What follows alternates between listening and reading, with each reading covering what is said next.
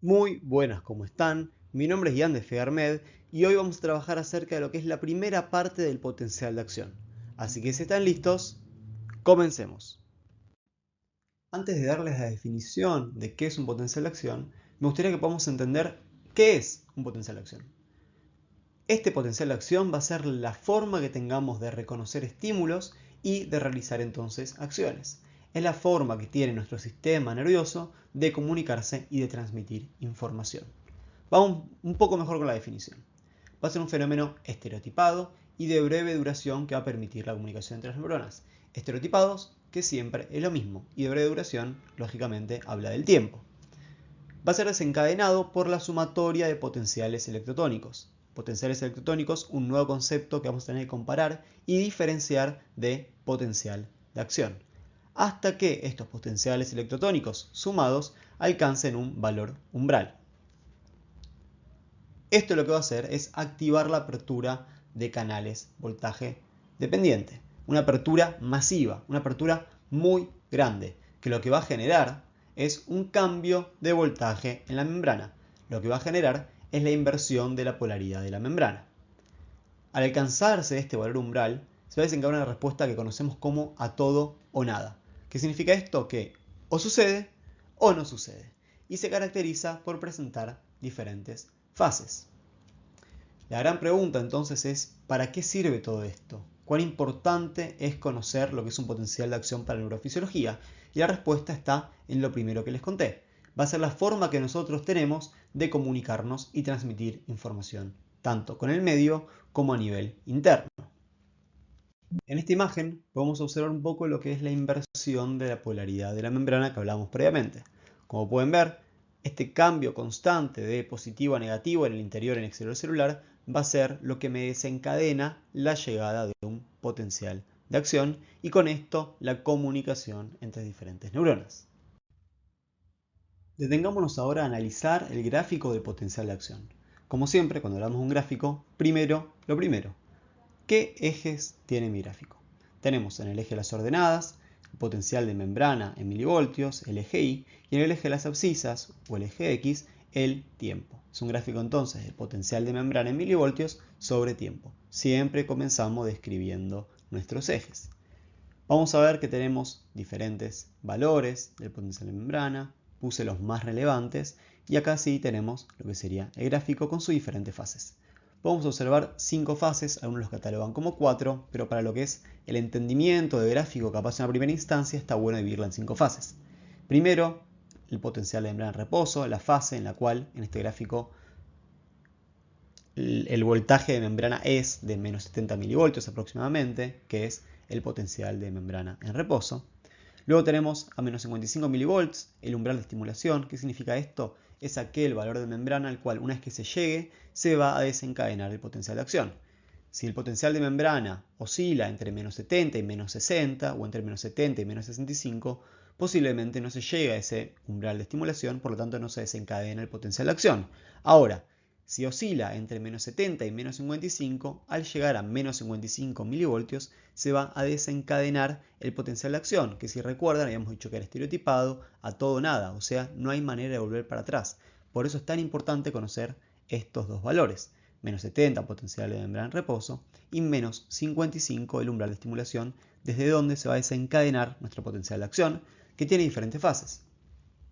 Lo que sería el número 2 apunta a lo que es la despolarización, el número 3 a la repolarización, el número 4 a la hiperpolarización que se provoca, hablaremos bien de lo que son los canales de potasio en el siguiente video, y el punto 5, que por eso a mí me gusta marcarlo siempre, es el restablecimiento del potencial de membrana en reposo, que por más que siga estando en el mismo valor de membrana que el punto 1, el punto de reposo, que sería menos 70 milivoltios, lo que sucede en esta etapa es que se restablecen las concentraciones, por ejemplo, iónicas dentro de la célula. Los iones de sodio y potasio van a modificar su concentración intra y extracelularmente con gran ayuda en parte de la bomba sodio-potasio TPasa.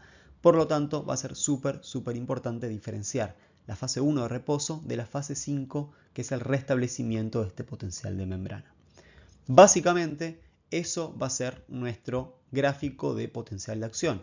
y cuando en el examen nos pregunten sobre potencial de acción, nos van a pedir su definición y luego, obviamente, graficarlo o analizar algún tipo de gráfico.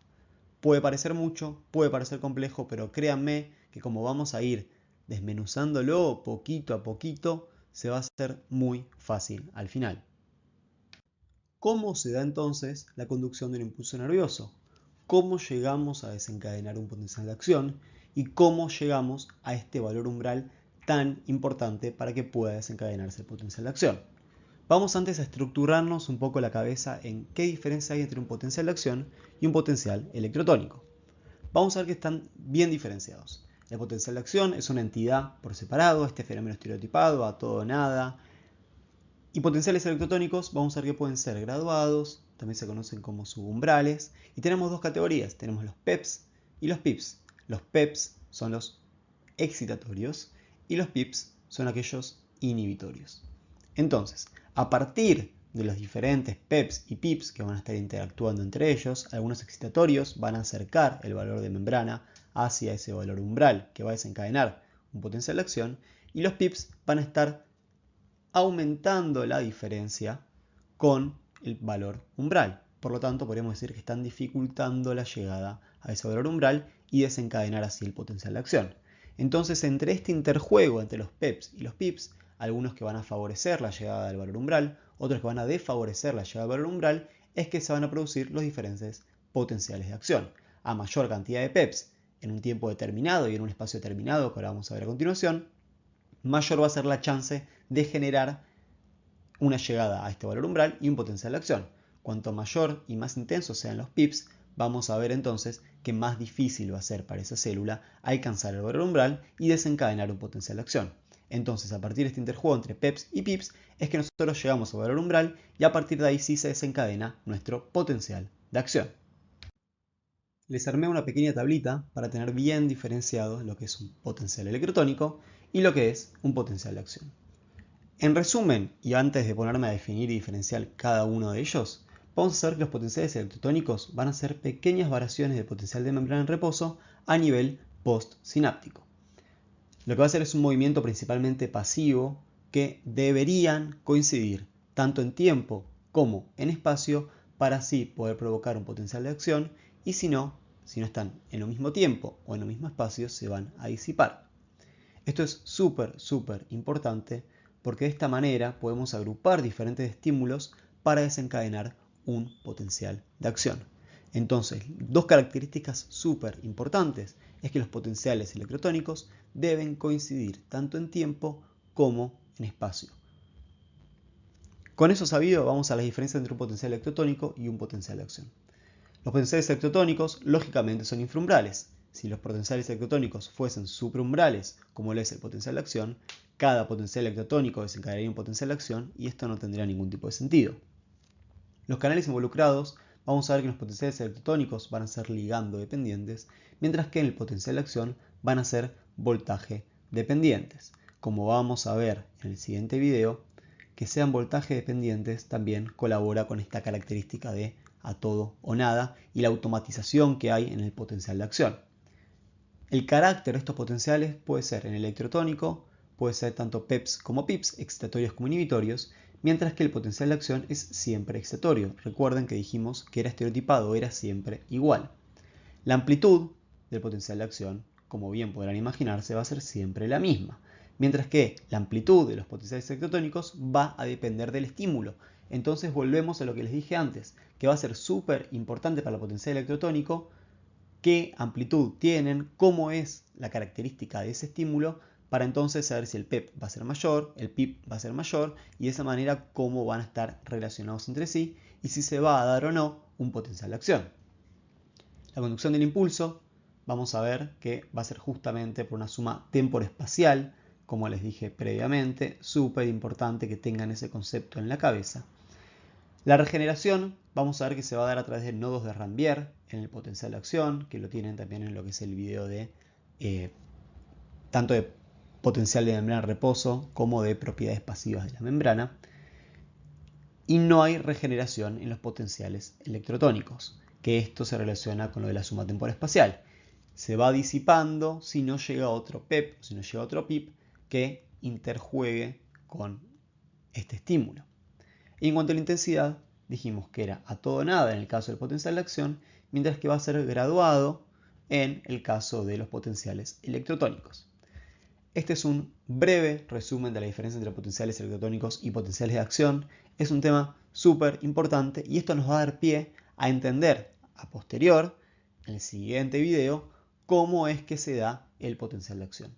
Así que les recomiendo firmemente que revean esta parte del video, traten de entender la diferencia entre un potencial electrotónico y un potencial de acción.